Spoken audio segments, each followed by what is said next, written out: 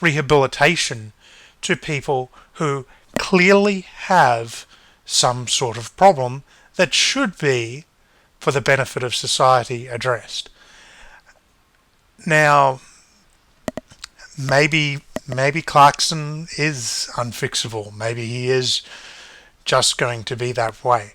However, he did seem remorseful, and that generally provides at least an avenue for rehabilitation, if such a thing is even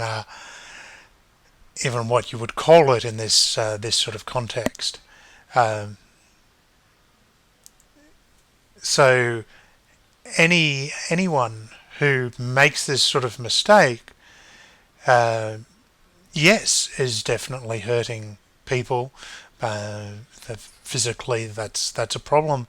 But when they're thrown out and they're not given the assistance that is needed in order to make them better people, to correct their mistakes, to enable them to learn from the experience, the pressure piles on and you're only going to create a more violent person.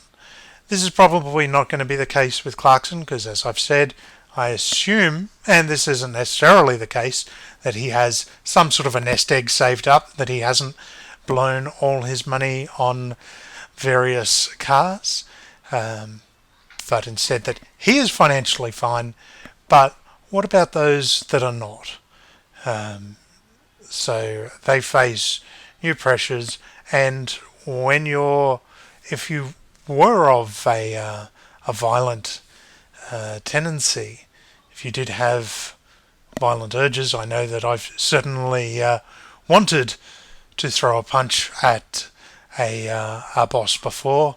I didn't, because I know that was wrong. But certainly if that comes up a lot and you're in an environment where there's more stress, it has the opposite effect, I think, that you will find yourself more likely to actually exercise violence because you feel that is the only way that you have left to control your surroundings.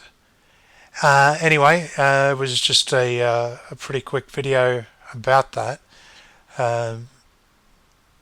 I'm curious to see where they go with this. I would like to see some more options for rehabilitation. Certainly, it wouldn't surprise me if this was actually put on the table and Clarkson refused.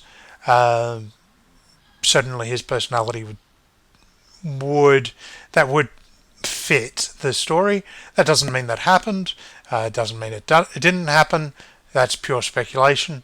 But it would definitely be good to